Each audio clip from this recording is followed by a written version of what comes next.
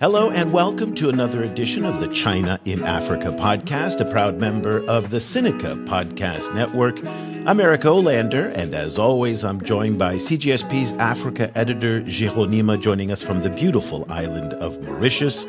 A very good morning to you, Géraud.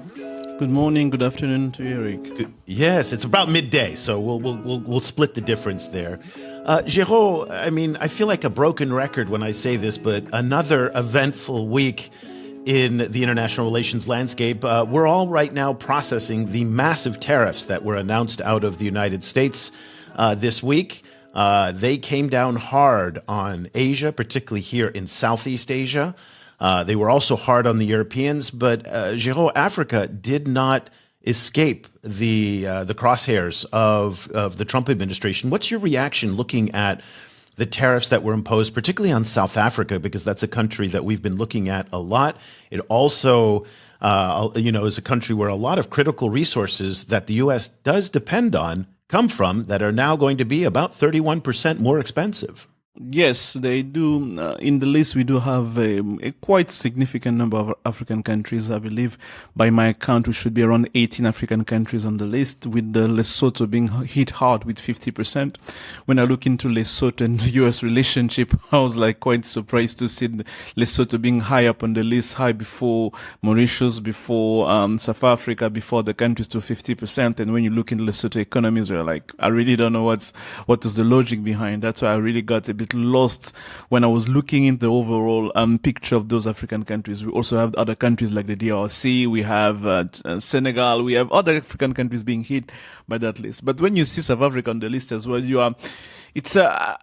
I don't know if it's a mixed feeling, if it's a surprise. It's not really a surprise given the difficult relationship that South Africa has been having with the Trump administration. Not only the Trump administration, but starting with the Biden administration, now with the Trump administration. He even made a comment when he was talking about it. He mentioned South Africa. We've been giving aid and money to South Africa, and South Africa is doing bad things down there. The key word, bad things down there, without really giving details on really what's happening there. For me, it was a quick giveaway on I'm not really sure about what's happening there, but let's just phrase it as bad thing happening in South Africa then. So when you see that, you really understand that you're going to have a very difficult relationship happening now with South Africa, given that South Africa already has its geopolitical tension with the US, the BRICS, China, India, and all of that in the mix. It just makes South Africa case even much more difficult with the United States. But when you also know that South Africa produce a large amount of minerals that the United States automobile industry needs for its manufacture, you kind of wonder what's the game plan here. What's the idea? What the Trump administration is looking into achieving with that in mind? And overall, not only South Africa, but for all the countries in the list, I'm no economist, not a specialist in trade anyway, but I was what's the goal here? What's the end goal? Before the show, you were telling me that is to force American company to leave those countries to go back to the U.S. and use American... No, not to force American companies, but all companies. They want to sell to American consumers, they have to manufacture in the United States. That's the goal. I really don't understand that logic, given that the cost of production in the U.S. is just higher in terms of making money, the revenues and all of that. Even for American companies themselves, the simple fact that they outsourced to other countries was because the cost of hiring and doing business in the US was much higher. This is even the principle of globalization, and that's why we did what we did today, to have people outsourcing to where the cost of labor is low, to be able to produce at cost and everything. But looking at what he's doing, I'm quite lost personally, because understand where is he going with that? What's going up? If he wanted free, because he was it's a retaliatory measure against those countries. I was if it's the case, just go for full open free trade agreement with the whole world. So if you know that you're producing good product, you're gonna sell to the whole world, free trade agreement, and people are gonna sell that to you as well. You're on the wrong side of this. They believe that the free trade agreements like NAFTA that became the USMCA are exactly what got them into this problem, that they were being taken advantage of. So that's the opposite direction. In fact, we're seeing the obituaries now of globalization. Many publications have said these tariffs mark the formal end of globalization as we know it. Madagascar got hit 50%. So that's one of the higher numbers, not only in Africa, but around the world. So that's going to be something very interesting as well. We're going to probably see in the trade data a real drop in U.S.-Africa trade. Because of this. It was not a high anyway. It was not really high. It was not high, anyway, and it was declining. Yeah. But I think if you're going to look at that chart, you're going to see probably as of as of today, it's going to drop down quite a bit. Yeah. It's going to be interesting to think about this in the context of China, because African countries are going to look for new partners. But one of the things that we're seeing, not just between China and Africa and the U.S., but Burundi's president is in Vietnam this week. And I suspect that we're going to start seeing African leaders look much further afield to diversify their economic relationships. And if they do that, which most likely they are right now, flipping out that Rolodex going, who can we call? Very high on that Rolodex is going to be Narendra Modi and the team in New Delhi in the Indian government. And India has always been one of the major partners of Africa. I think the focus now is going to become even more important, and we are thrilled to have back on the show again for the first time to talk about India-China-Africa relations. It has been many, many years, but Veda Vaidyanathan is an associate fellow in foreign policy and security studies at the Center for Social and Economic Progress in New Delhi. I think the last time, Veda, you were on the show was about 10 years ago, way back when you were at Harvard. And so we are thrilled to have you back on the program again, particularly at this very important time. Thank you. Thank you for having me, Eric. It's always wonderful to be back. It's wonderful to have you. Before we get into India, Africa, and the work that you're doing in the critical mineral space, and we have a lot to talk about, let's get your reaction to these tariffs very quickly, particularly from New Delhi. What are people talking about? What do you think the reaction is going to be and the impact is going to be? Yeah, I mean, in India, this isn't a conversation that's happening in a silo. Let's just put it like that, right? In the broader context, because 2 months ago, we had a head of states meeting in DC, and a big part of the joint statement and a big part of the plan is the trade relationship between US and India. And I think they'd even put an aspirational number on it, which is they hope to achieve like 500 billion by 2030 or something to that effect. And then we had our trade minister go to DC, and there's been a lot of talks happening. And more importantly, there is a trade agreement that is being negotiated right now. And if I'm not mistaken, I think last week there was a trade delegation in New Delhi. They were here for 4 days from the US, talking to their Indian counterparts. So all of this new tariff information is coming in when an agreement is going to be negotiated. So that just adds another layer of complexity to this engagement. And I'm sure my economist friends could give you a more granular perspective. But from what I'm reading, I think the biggest hit is going to be the electronics sector, which is $14 billion exported from India to the US. Also gemstones, like $9 billion. And imports from the US are crude oil, coal, and petroleum and things like that. But the big problem, I think, is the trade deficit that the US currently has with India, which is around $46 billion. So I think that's where a lot of the tariff conversation, that's the perspective from which it is going to be viewed, like how is it going to affect the negotiations currently? And there's also a conversation about how this could lead to larger diversification, global supply chains, and possibly could India benefit from this? There's also another conversation among economists about if this presents opportunities for India to consider its own tariff policies. But the fact is, I think especially the tariffs on China is also going to have an impact on India. Like, for instance, in the pharmaceutical sector alone, I think over 70% of India's active pharmaceutical ingredients are imported from China. Right? Indian manufacturers, a lot of these spare parts and things are imported from China. So I think there's going to be a much more broader and nuanced conversations in the days going ahead, because I think it's only been a few hours since this news came out. So yeah, this is my initial sense. It has, and it's still settling in. I spoke with a friend of mine who works for an American apparel manufacturer here in Southeast Asia, and he was really pissed off because he said, listen, they told us to leave China. We left China and moved our supply chain to Southeast Asia, and now the same people hit us in Southeast Asia. And so the supply chains are being turned upside down. And Géraud talked about critical minerals, particularly in South Africa, and that's been your focus over the past few weeks and months. at the Center for Social and Economic Progress. And you've been having these conversations with Indian stakeholders about the importance of Africa, particularly as it comes to critical resources. Two papers that you've written recently, India African Critical Minerals Towards a Green Energy Partnership. I know you've also been holding a number of seminars and webinars recently on this topic and even some podcasts on it. So there's been a lot of discussion about this. Also, why Africa is central to India's critical minerals diplomacy. As we talk about the upheaval in the global supply chains, whether it's from apparel or now South Africa, U.S. critical minerals, let's talk about why Africa is important to India. We don't think of India as a major consumer of critical minerals. It's a rather large lithium producer. But when we think of big countries that consume lots of critical minerals, Japan comes to mind for their auto industry, South Korea, obviously China and manufacturing. Why don't we start with just an overview of where India is today, both as a producer and a consumer of critical minerals. And then Géraud is going to help us get into what the relationship is with Africa.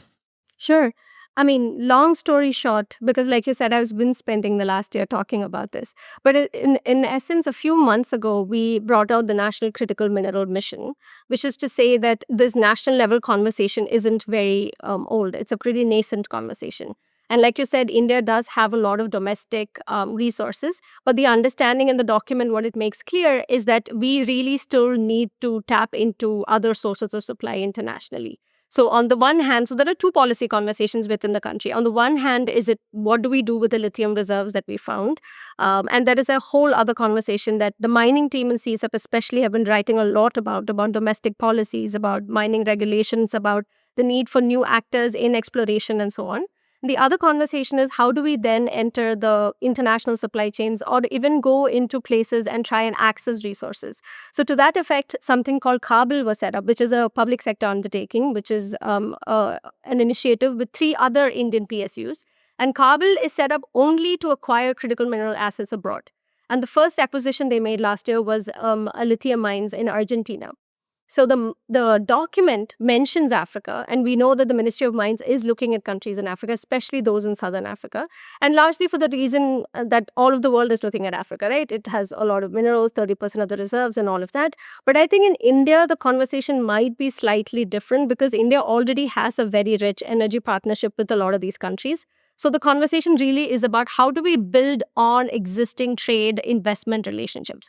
Just to say, for instance, the CII, the Confederation of Indian Industry, Exim conclave happens every year. The last conclave that CII held, for instance, had several panels that were discussing critical minerals. But it again wasn't happening in a silo. It was a broader conversation of the energy partnerships that exist or resource diplomacy strategies that India has deployed. How do we sort of also leverage that into accessing these specific minerals which have been critical to India, which are also critical to countries in Africa? So, for instance, I think since 2001, the total trade in mining and minerals alone is almost $45 billion. And 15% Between Africa and India? Yeah. Wow. And 15% of India's oil already comes from the continent, right? And even within the renewable energy sector, the International Solar Alliance, African member states are very important. Over 30 plus countries are members. So it is to this conversation of an existing energy partnerships that we're sort of inserting the critical minerals question. And here, because there is this very vibrant conversation within the continent on value addition and beneficiation and all of that, that the National Critical Mineral Mission sort of enters that conversation to say, okay, how do we then add value here? Because it identifies Indian players, right? Like, for instance, the Geological Survey of India or these tech entrepreneurs who are doing exploration and all of that at a fraction of the cost. Or even like processing and recycling, which is a huge conversation within the country domestically. The idea is, why do we have to reinvent the wheel? If there are solutions that we found in India, can we try and, exchange that with other socio-economically similar countries and so on? So that's kind of where Africa is. It's really a very, very nascent conversation, which is exciting because then you can sort of inform this conversation. And there is there is a willingness to sort of talk to players in Africa, the African agency itself, to sort of understand better what do you want from these engagements from Indian actors? How can we actually bring value? This is what we have. These are the cards that we have. How can we bring value to what your expectation is from foreign players? Does that make sense? Yeah. Yes. While you're writing this paper that you published a few weeks ago, and because we had a webinar about that, where we spoke about it. Reading the methodology, we saw the part where you talked about the fact that you really had conversation with African stakeholders in preparation of writing this paper to collect the insight, the inputs of them. Given that India doesn't have really a strong mining relationship with Africa in overall, when we talk about that mining industry. Yeah, but $45 billion of two-way trade in mining is pretty impressive. When I say it's not like you have Indian mining companies operating in Africa, extracting a lot of them, just like, where you have like European companies and everything. So that's what I was referring to. So when you have that, when you have that kind of context, and when you try to come be part of that conversation, what was the reception that you got from African stakeholders that you gathered during those conversations? Were they skeptical? Were they really enthusiastic with having Indian coming into that debate, given now the geopolitical context of all of that? How did they receive the interest that India is now showing to the continent on that topic? I mean, the first challenge that I had, and I'm sure you both would agree with this, is also I had to unpack this Africa mammoth for an Indian audience, right? Because the understanding that we're not talking about this one big homogeneous, even policy-wise, there's just so much to go through. So the first idea was, if we were to say, okay, the paper is going to center and understand what Indian interests are and what African priorities are, the big question was whose priorities were, critical for who? So I think the stakeholder interviews really sort of helped understand or even identify the different stakeholders in the policy landscape in Africa. So that involved, African governments, sure, but also, the African Mineral Development Center, the AU, or civil society organizations. I saw that you hosted a fantastic conversation with Obert Boer from Zela, right? Zela's doing incredible work in Zimbabwe. So even having chats with them, and they help facilitate conversations with mining leaders and other civil society groups to really understand the variety of actors who are helping craft these policies. That was step one. And then the second step was to really understand, like, is there a difference in the way these mining operations are run between a Chinese mine or a British mine or, a German mine and things like that? And the understanding really sort of, and the sense that I kept getting, and even at the alternate mining in Daba, and a sense that I kept, a message that I was given a lot was the buck sort of ends with the African agency. Right. And I think, Kristen, you said this at our webinar as well, right? That it doesn't matter if who's coming to the country, the African agency has to put guardrails in. So to that effect, I think the conversation was more on who can add value to our resources. We have banned export of raw minerals, minerals in their raw form. We want actors to come and invest in these industrial value chains. But you're asking for investments in certain countries where there are serious political, social, economic barriers to investment, right? In some of these countries, there's issues with power, water, and so on. So who's going to come and invest? What consortium of players can come and invest? So I think the conversation was less about how they perceive India, because again, India, a lot of the conversation went into the historical aspects, the goodwill that India has, especially in Eastern and Southern Africa. But the challenges with mining companies were brought up a lot, but it wasn't country specific. The conversation was largely mining itself is dirty business. And, it doesn't matter who's mining. And how do we make sure that the governments, the host governments, how do we empower them to put these guardrails in place? To follow up on that, allow me just to follow up on that, because since you talk about African perception on India, you've mentioned something that really also caught my attention about India perception of Africa, because this has been one of the main elements in the conversation. We see that in geopolitical debate when we try to get European and other Western company to invest in Africa. We have that debate about African being unsafe for investment, especially in the mining sectors, having so much hurdles to mining companies to invest in. Do you have that same sense within Indian stakeholders that despite they do have the interest by lithium mining project in Latin America, maybe in Southeast Asia as well? Do you sense they have the same kind of perception of risk about African jurisdictions in that regard? Yes and no. No, because I think also what India has is like we have a 3 million strong diaspora, right? So a lot of the mid to smaller medium companies that we were speaking to during the writing of this paper, they would say things like they went into specific countries because they knew business networks that were already existing and functional and successful in those countries. And these diaspora, they kind of turn into economic agents or commercial agents of information, right? And often these businesses first contact them even before contacting the local embassies. So there is a familiarity to the socio-economic context of doing business, because especially in countries where a diaspora exists and have been successful. But for countries who are first generation, who have never been to any country or operated in any country outside of India, a lot of them are considering East and Southern Africa because of logistical advantages and English speaking and all of those things. And Access for and them, all of that, yeah. access and language and all of those things. And for them, I think the opportunity is very real, but there is a level of fear when it comes to uncertainty, like it would be with any new market that you're trying to enter. So in that sense, I would say yes and no. But I think the big role that we have also in this process is to sort of shape that perception with evidence and with information, and to sort of throw light on realities, to sort of take away some of the negative narratives that exist, and sort of really so I think that's part of the aspiration. Well, by the way, Veda, you mentioned Obert Bore, who was at Zela and still there, but he's also, I want to announce that as of April, Obert is now CGSP's transition minerals editor. So we're going to be hearing a lot from Obert, and he's working with Géraud, and so really beefing up our coverage of transition minerals, not only or transition resources, not only in Africa, but worldwide as well. So something to look forward there. Congratulations to you. He's wonderful. Yes, it's really exciting for us. Our team is expanding, and we have a whole new team of non-resident fellows who are joining, who are now starting to contribute to us from Central Asia, Latin America, and Africa as well. So lots of cool new things coming on CGSP in the next couple months. Let's talk a little bit about how India kind of frames the competition for critical resources, because in the United States and in Europe, it's oftentimes seen as a competition against China, specifically in Africa. Obviously, the relationship between India and China, although it's getting better now, it's gotten a lot better today than it was, say, 1 or 2 years ago.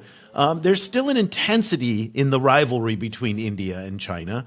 And a lot of the discourse outside of the work that you're doing does oftentimes frame this, rush for resources in terms of competition with China. What role does China play in terms of the urgency that India is taking to its need to look in places like the DR Congo and other countries in Africa for these critical resources? Or is China not a factor in the politics of all of this?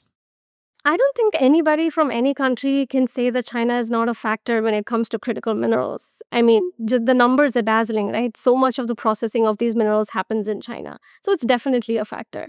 But I think the driving conversation, the big conversation, at least in India, is very much from a development lens. It's from an energy transition lens. It's from a manufacturing economic lens. If we want to meet our energy transition or climate targets, we need access to these technologies. We need access to these renewable energy sources. So a lot of the conversation emanates from there. But the risk of China is this looming I don't want to say looming, it gives it too much attention, but it is definitely a factor. And especially in China, right? I mean, you know this, so much of us have, we're part of the subfield of IR, which looks at Chinese engagement in Africa.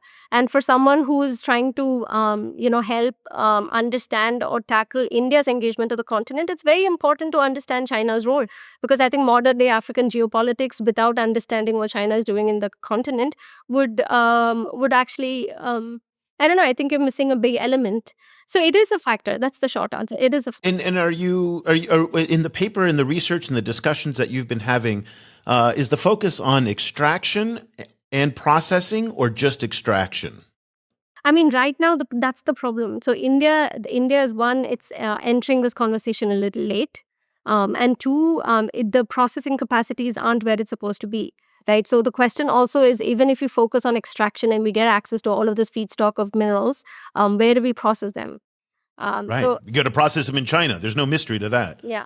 So I And think India doesn't want to be dependent on Chinese yeah, so I think that's minerals. the parallel conversation that's happening is about how to boost all these domestic capabilities, and I think a big part of the conversation is also how do we rely on Indian manufacturers and Indian homegrown technologies to amp up processing in certain minerals which are very, very critical. Géraud, let me ask you a question very quickly, just while we're on this topic of China, because I know that folks at Gécamines and in the DRC government have been talking for a long time about the desire to diversify their partnerships in the critical mineral space, particularly in cobalt, tantalum, tin, and all the other areas that Gécamines works in. So when people like Veda and representatives from the Indian government show up to talk to people at Gécamines and in the DRC government, what do you think the reaction is?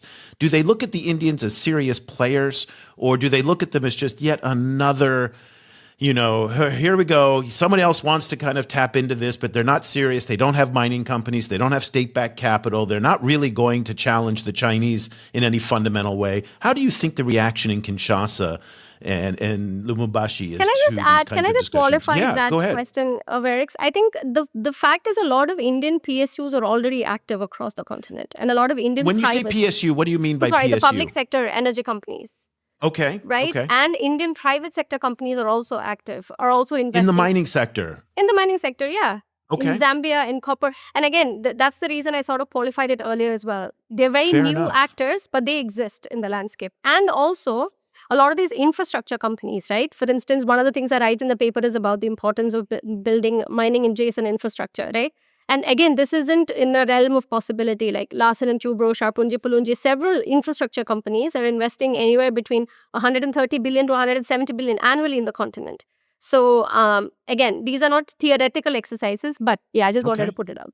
Yeah, that's a fair thing. I'm glad you did that. Géraud, what do you think the reaction is in the mining capitals? No, they're looking at India just like they're looking at Saudi or a country from like Qatar or any Emirates country, in the sense where they're looking at them as serious partner, in the sense that they don't only look into those diversification in a sense of having extraction happening. They're also looking into long-term offtake agreement, which means that you don't need mining companies to operate there. You just need companies elsewhere in India or in Qatar, in Dubai, to sign long-term offtake agreement to say, we're going to buy your copper, we're going to buy your cobalt. And especially when you look into companies like the state-owned mining companies in the DRC, Gécamines, which is now receiving part of its different joint venture with Chinese company being paid in minerals. So in a sense that now Gécamines is looking into new buyers from its own. So in that sense, country like India, I think they've created a fund for critical minerals around 1.2 billion or something like that to be able to buy critical minerals, even asset or even product. So in that sense, yes, India is definitely a serious partner, in the sense where, okay, do you want to acquire? Do you want to go all offtake agreement, or do you want to acquire mining asset here? That's why I was particularly kind of surprised when I look into the debate about what's happening in the DRC, where we do have an Indian owned mining companies but registered in Dubai that's about to be sold maybe to Norinco subsidiary Norin Mining. But in that debate, we see Swiss company being interested, we see European company being interested, we see American being interested, but surprisingly, we don't see Indians putting the chip on the table to say, you know what, we might also want to buy that, where actually there is an Indian asset. It's an Indian company, mining company. They can really actually buy that, but I don't see a lot of traction coming out of Indians running those kind of assets. That's why I was quite curious to see at the level of interest they do have. Maybe as Veda mentions, the fact that there's no as much as entrenched and strong business network and relationship they already have to be able to feel comfortable to go out in new territory like this, compare if it was in Tanzania, if it was Kenya. But I understand that, but you also have those kind of, so definitely they take India much more seriously. just like any partner they will take seriously, especially when they're looking into diversification. Can I ask you just a quick question? You've mentioned offtake agreements a couple of times. What is an offtake agreement, just for those of us who don't know? Basically, offtake agreement is like a company signing an agreement to buying minerals from another company. To say, you know what, for example, if let's say me, I'm a mining company, and you're a buyer. You say, you know, I have a mining asset somewhere. I like to produce, and you say, you know what, Géraud, I'm signing an agreement with you to buy your minerals for 15 years, and I'm gonna maybe give you a money in advance. With the money you're gonna pay me in advance, it's allowing me to build my mining site and selling. So this is offtake agreement. So those are the part, for example, where also China is being very much present, in a sense where they sign a lot of long-term offtake agreement, becoming the main buyers of a lot of minerals. But me, I wanted to go back to Veda, since we're in that topic of geopolitics, and I think I'll be I won't be fair if I don't mention that. But when you look in the geopolitics, we have the BRICS, we have India, we have China, we have Brazil, we have all of that. And earlier in this show, we were talking about the current context where the US is imposing tariffs and everything. You'd believe that when you have such move taking place, and when you see, for example, China, South Korea, and Japan taking measure to create a bloc to find a way to protect themselves, you'd assume that with the emergence of a group like the BRICS, we may start to see maybe a certain sense of coalition making organization around critical minerals happening. But I don't know if in India there is that openness or that idea to say that maybe instead of going into a competing mode, we can go into a collaboration mode where we can leverage China's expertise or China's presence in certain countries to allow us to have certain interests in those markets. Do you have that sense of like cooperation, readiness to cooperation with China or not? Readiness to cooperate, I think, is definitely there, because India really, I think, negotiated hard to be part of the MSP, for instance. It's the only developing country that's part of the The MSP is the Mineral Security Partnership, right? Exactly. Okay. So there is a willingness, and I think definitely to be part of international coalitions that are working towards building these supply chains. The India, US, Tanzania Clean Energy Alliance is another triangular initiative that's also trying to build an energy partnership. So I think the willingness and the policy directions and the understanding that perhaps we can't do this alone, we will need to partner with other countries, I think that's very much there. But working with China on critical minerals in Africa, I haven't come across anything that could concrete. Yeah, it's a very tricky question. It's a very, very tricky question. I just have to give you a very short. I mean, see, I could be wrong. I really could. We could be wrong, but it just seems like a hard sell on that beyond one right beyond the realm of possibility, at least for now. Because again, it comes back to this question: That's is right. like you were mentioning, offtake agreements is one thing, right? And recently, I think the government of Zambia agreed to give like 9,000 kilometers of land to India to explore for cobalt and copper and so on. So you see different kinds of agreements. And what we're not talking about between just the extraction and the processing is also all of the skill building. Like if you look at the critical minerals document that just came out of the AU, a huge portion is about building a critical mineral workforce. And I think India could really be a partner in that endeavor. You know, all of these frameworks for cooperation and capacity building already exist between several legal management schools, technical schools. The Indian IIT just built a campus in Zanzibar. So it's very well placed to sort of build those technical capacities. Several labs that we spoke to, very technical mineral, labs working on minerals, already host African scientists, and they're already working alongside Indian scientists. So these frameworks already exist. The idea is to sort of then...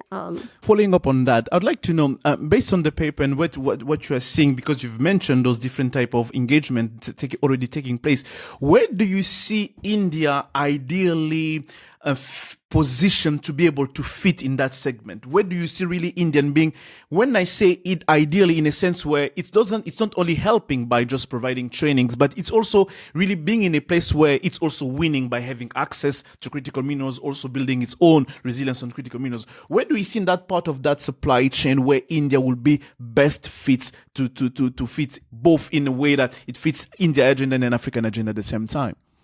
I think one of the drawbacks of this conversation being so nascent is also a lot of these things are happening in silos, right? Because the critical mineral conversation, again, it has a defense component, it has an economic component, there's an energy component, there's an external affairs component, right? And a lot of these things are happening in different silos. often the silos are not speaking to each other, but there are, for instance, interministerial working groups. From what we understand, they have all these meetings, and there's some element of trying to work together. But even these labs and these things, they're all working in different corners. So to answer your question would require a white paper of some sort, like a policy direction, which is, and that's not there.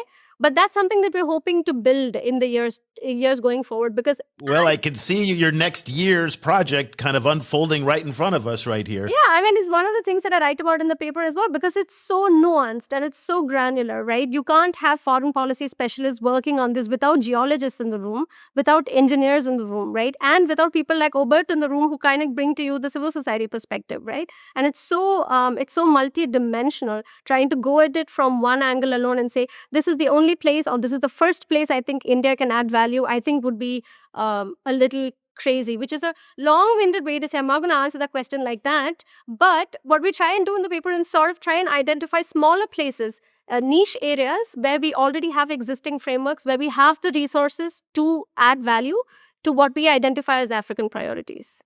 So India is coming to this race very late in the game. I'm overusing the competition metaphor, but the Chinese have been active in say the critical mineral space in the DRC and other places for now going since the 90s, and really active in the mid 2000s. 2005, 2006 when Sicomines was getting underway.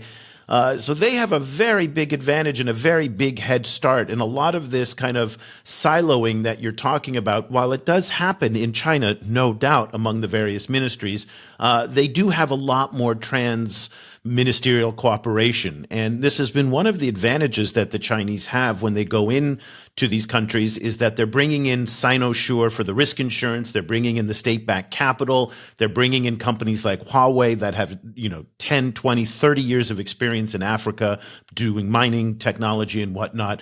So they come in with a full bouquet of experienced people and services that makes it very difficult for others to compete and just in terms of the offer on the table.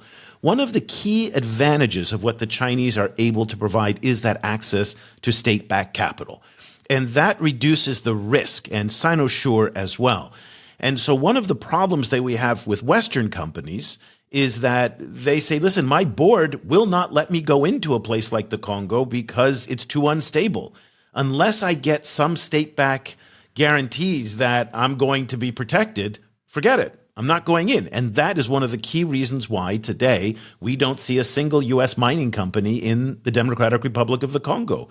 I guess my question is, when Indian stakeholders look at this issue, do they also see the same thing that the Americans, Canadians, British see, that the risk is potentially very high, and they're calling on the state to be active in helping to offset some of that risk? Or are they going down the path of the Chinese, where the state is an active participant with private industry to help mitigate some of those risk questions? There's a two-part answer. The first part is, I think you're right. Sure, India is a new entrant to this. I'm not going to call it race, Eric. You said it, not Yeah, me. I don't. Please, let's stop that. Okay, Let's stop that entirely. It's a bad metaphor. Absolutely. But with this field, let's say. But I think it's important to take a step back and say that, but this isn't a new engagement. Africa isn't a new economic partner for India, right? We have, I think, cumulatively, India has over $75 billion invested in the continent. Trade is at 100 billion, right? 27 African countries have free preferential access to Indian markets.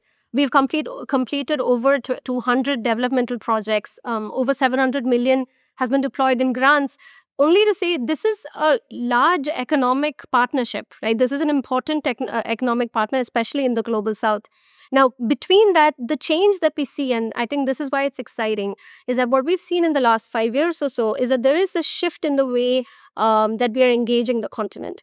Because even in times of political passivity between the India-Africa engagement, it is the relationship has been sort of pushed forward by the economic agents, right? And these are not just the second and third generation Indian origin actors in these continents, in these countries, but also first generation people. For instance, in 2018, I traveled around Nairobi and Addis in Ethiopia, and we were interviewing pharmaceutical companies who had no operations globally, had only operated in Indian markets. And when they wanted to go abroad, the first place that they went to was either Nairobi or Addis, right?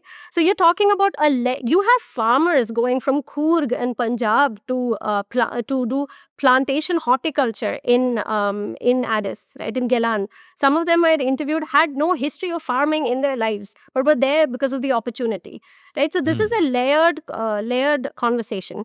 What the shift that I was talking about is suddenly you see the political arm catching up to this economic engagement. Now, this could be many reasons why, but then there is an economic rationale. They understand the economic rationale, but there is also a political one, right? As India starts becoming more vocal about the global governance structures, about reshaping the global governance structures, countries in Africa are very important partners, like we saw last year during the G20 when AU came on. It was a huge part of the conversation about how we need to recraft the world order as we know it. So there are many forces now that are sort of coming in tandem in a way that it wasn't before. So to answer your question, yes. So suddenly you see a merger of political ambition, of strategic calculations with the economic in a way that wasn't there before.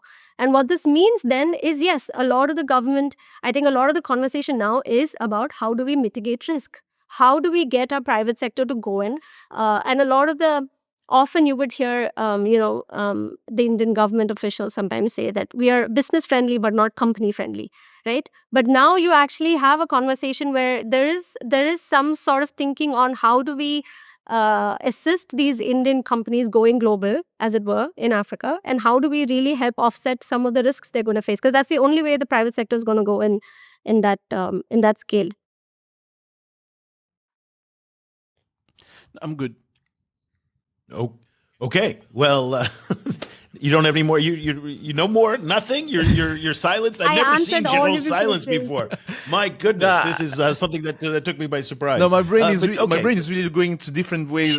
As like the conversation can really go in very so much direction. I'm really just fascinated because as we see that India's really coming into that space where we do have a lot of opportunities opportunity of engagement and the opportunity. And this is a comment I'm making, but the fact that India is nascent is also new in that regard. It means that India is coming with no prior and already set idea the way it's going to engage with African countries. So it means that African countries have the opportunity now to have a partnership where there is a way to engage in a different layers and different path around that debate around critical minerals. Because so far, we've put different partners in different boxes, China extraction and transformation, the US, Western countries and this and that. India's coming, with that humility of saying, I don't know. It's my first time. It's going to be my very early experience into that. I'm going to make a mistake and everything. So I really see there's a lot of opportunities. How can we engage and move forward with that? So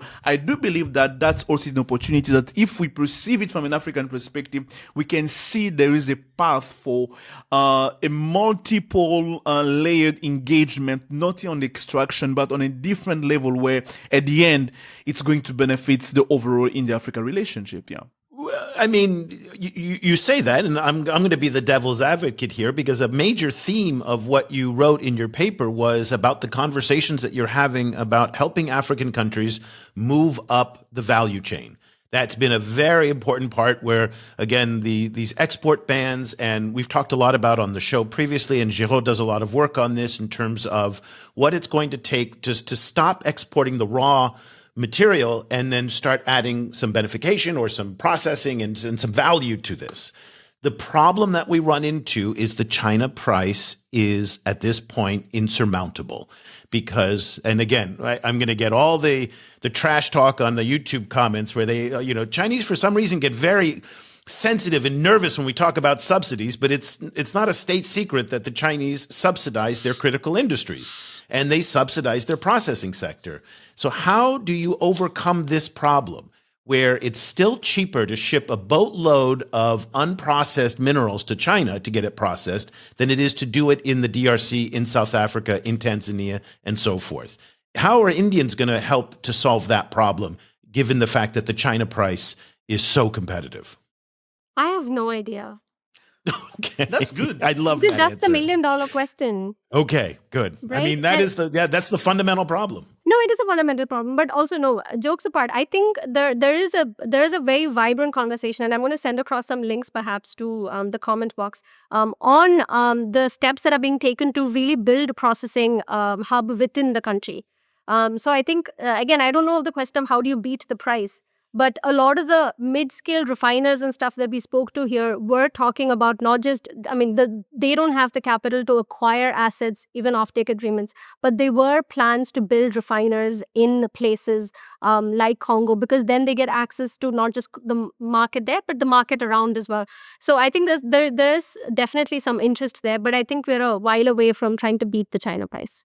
Okay, well, that's one. I mean, yeah, that's an ongoing challenge. We're going to put links to all of the great research that you've been doing lately. Again, India, Africa, and Critical Minerals Towards a Green Energy Partnership. It's a paper that was written for the Center for Social and Economic Progress in New Delhi by our old friend and one of the best experts on this subject, Veda Vaidyanathan, who is an associate fellow there in the Foreign Policy and Security Studies program. Veda, thank you so much for coming back. We must not wait 10 more years before you come back again. First of all, I think you're being dramatic, Eric. It wasn't 10 years. I think we spoke when I was in Princeton, which was like 2 or 3 years ago. Oh, my goodness. Okay. Well, I remember the first time you were on the show was about 2017. So you've been an old friend of ours, but I do get accused of being dramatic every once in a while. So I do appreciate it. So at least we don't want to wait 2 more years for you to come back. But thank you so much for your time and really appreciate all the great work that you're doing. Thank you so much for having me, Eric. And like we had Géraud on the global. The Africa India Global Dialogue series that we've started with the African Union, and we hope to host you. And I have some really tough questions waiting for you, Eric, so that'll be fun. Oh, I'm looking forward to it. By the way, is that seminar that you had Géraud on, is that public? The video is not out yet, but it'll be out soon. Yes. Okay, send us the video link and Absolutely. We'll put it in the show notes of this because we'd like to help promote this conversation that you're fostering in India. So again, thank you so much for your time today. We really appreciate it. Thank you so much. India is a new player, Géraud. It's not an actor that we've talked about a lot in the coverage of the critical mineral space. But I think, as Veda pointed out, India is not a new player in Africa. And those relationships run very deep.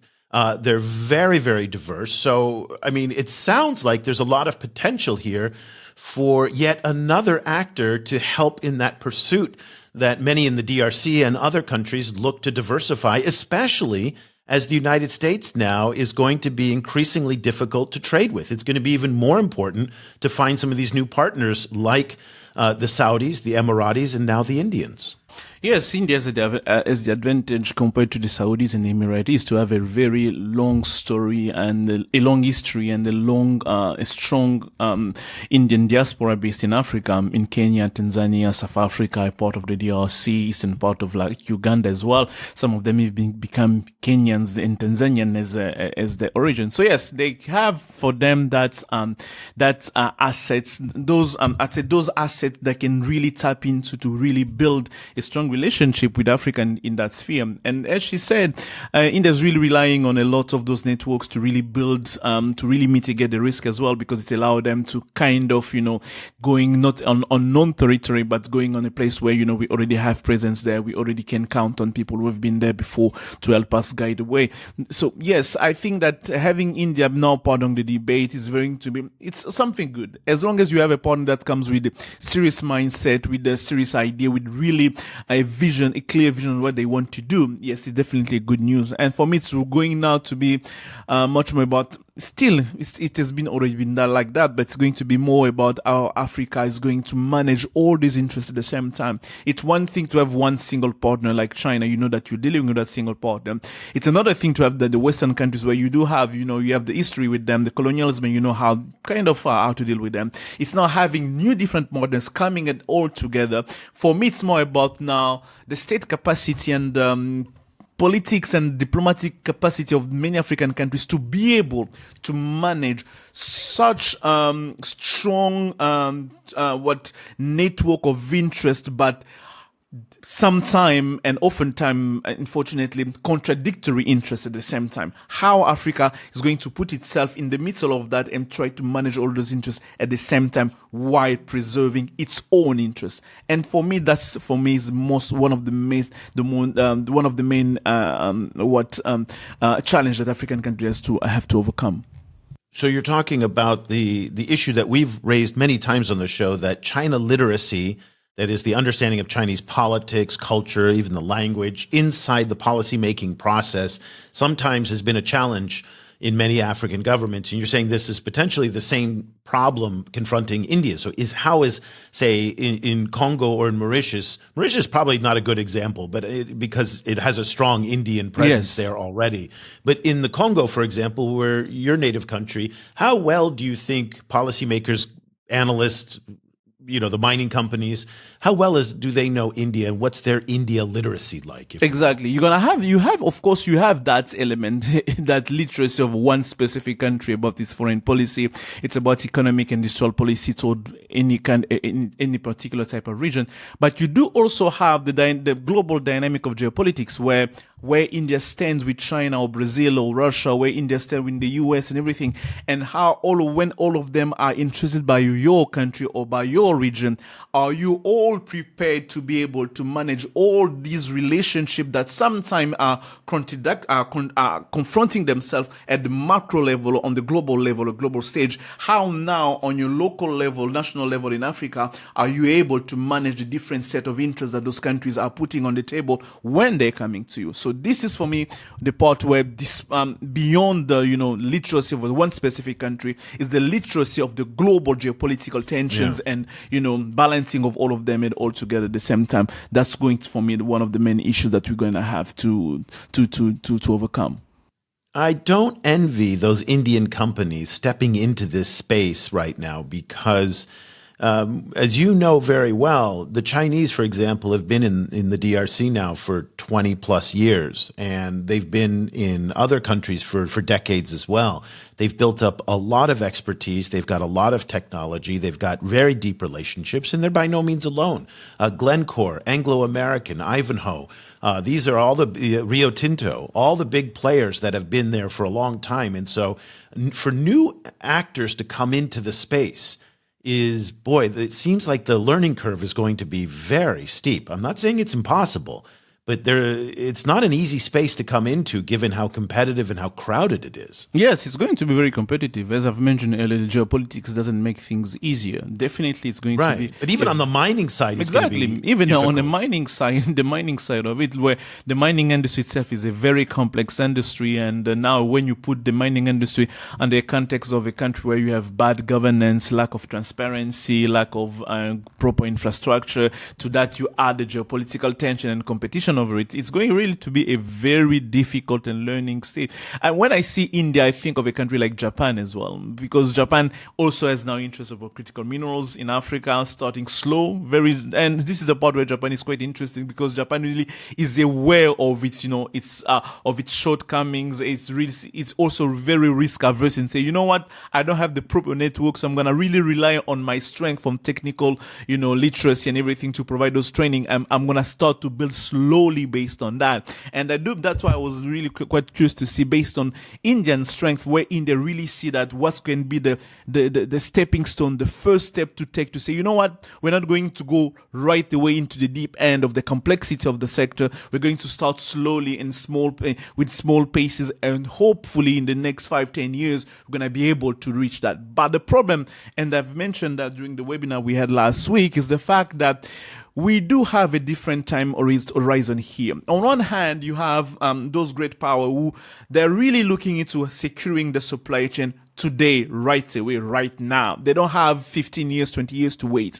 But on the other side, you have African countries that are now looking into a minerals-driven industrialization that's going to take 10 to 15 years to build. So the time horizon is quite slow. It's quite different. So African countries are like, I have my time. I want to build slowly. I want to move up slowly to strengthen my economy and my industrialization process. But those countries do not have that. So the question is, when you are in a rush to secure your supply chain in the next 5 years, 8, 10 years, how do you work with African countries that, you know what, you say, I'm not in a hurry, I want to do things in the right way, I'm going to go slowly about that. This is going to be also one of the main challenges that India is going also to face. And this is the part where China has the upper hand comparing to other ones, because being there for 15, 10 years gives you enough of leverage to know, you know what, I can also go in the long run with you. And this is the part where a lot of countries are going to have to put on the table to be able to beat the China, not the China price, but the China model, the China approach to that. Yeah, and let's just not forget, some of the people have been in these companies in Lubumbashi, in these various cities for 10, 15 years themselves. In Zambia and everything. That's right. And even in Johannesburg and Cape Town and some of those areas. And again, they've built up this experience and these networks. So it's just on that human level that is going to be very formidable, but exciting to see a lot of changes.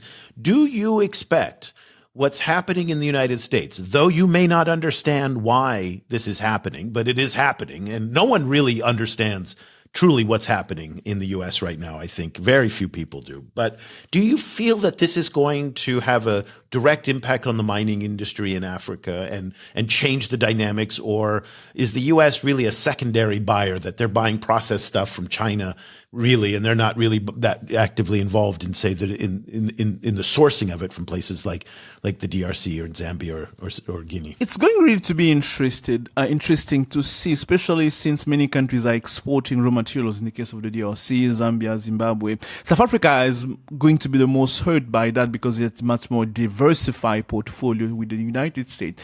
But definitely South African mining industry is going to be hurt, and this is why I'm really quite curious, because I wonder how they're planning to mitigate that. And as I say, the offtake agreements that companies sign, they sign given the context of all of those the context of taxes and tariffs and all. Now you're having those changed. I don't know how it's going now to change the different agreement that buyers in the US do have with different buyers. I know that in the case of the DRC, many Chinese mining companies were already selling the copper to US buyers, because US buyers were offering a higher prices compared to China, because China market is being oversupplied. But now with that's happening, I really don't know what's going to happen. We're gonna have to see. We are very much so in the very early hours of that announcement. We really don't know anything. This is a quick first take, and we still can. We 1 week from now, we can still have the same dance we saw with Mexico and with Canada, by saying, you know what, I'm gonna stop and I'm gonna wait for the next 15 months.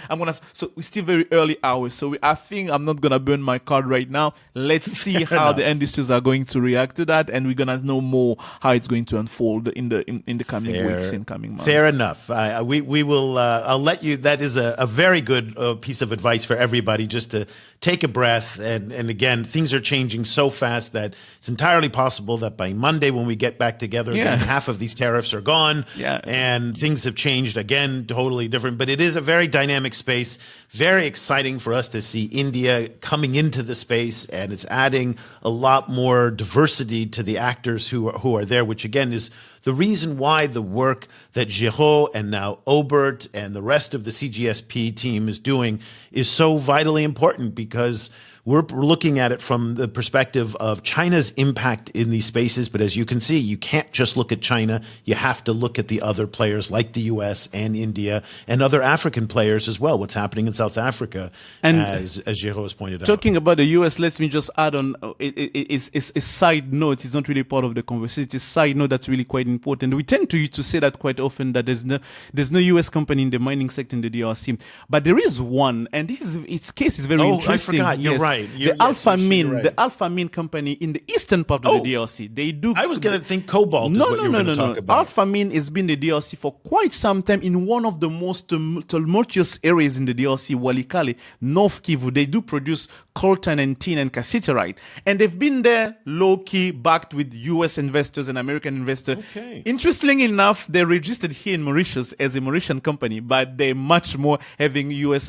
financial. The U.S. They have even the American as a CEO there. But the interesting part I wanted to mention is the fact that when they went there, the area was very much unstable in terms of security. But because of their presence, the Congolese government really had enough of incentive to securize, to guarantee guarantee the security of the places, to send the army there. And for quite some time, for many years, that place has been safe because of that. I mentioned that because to say that in terms of risk perceptions, multinationals sometimes they don't understand that they can play a role of stabilizing a region. You see, to give enough incentive for government to say, you know what, we are going to deploy enough resources to protect that investment because that investment has proven itself to be very much useful. And this is my piece of advice to US companies and Western companies to look into countries that you say, you know what, we can have that impact when we go to those places. We give enough incentive because we create job employment. We absorb a lot of employment in the region for people not to go to armed groups to start working for us, and we can become that stabilizing forces. And that I think that in terms of risk, a lot of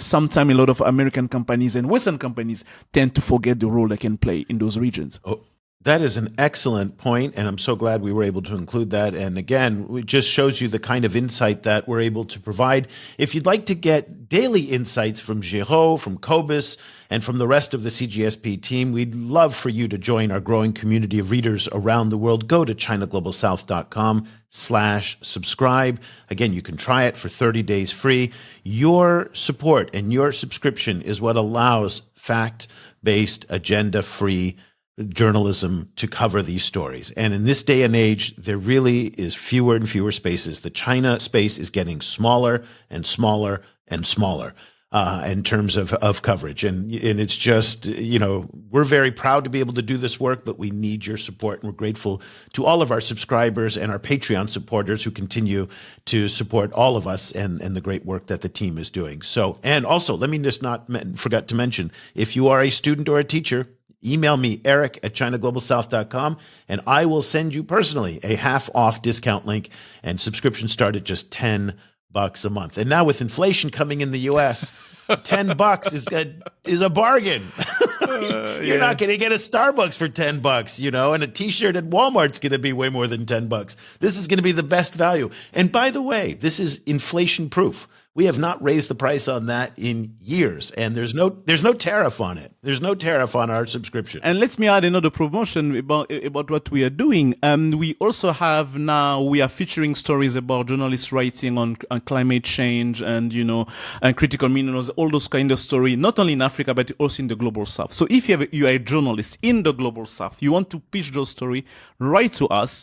We are going to go through the speech and we're going to make amendment. If it's really worth producing, we're going to get back to you, going to be produced, and we're going to pay for that. And just so you know, It's not for free. We're going to pay for that. Well, so you're hearing from us, but just make sure that you have a good pitch, a good story, and the important part, it's about a China angle to it. I think that by next week we're gonna make a poster out on social media, so we're gonna have much more details about it. So we're gonna be really happy to feature those stories, to really give voices from journalists in the global south. This is what we want to do. We really want able to really give you the opportunity to tell your story out there, to get your voice out there so people can hear that. Again, these are paid stories. Exactly. We're going to actually, we believe in supporting independent journalists, and so we do not expect to do anything for free. So if you would like to submit, keep an eye out for that. So that'll do it for this edition of the show. Cobus, Géraud, and I will be back again next week with another episode of the China in Africa podcast. For Géraud Nima in Mauritius, I'm Eric Olander. Thank you so much for listening.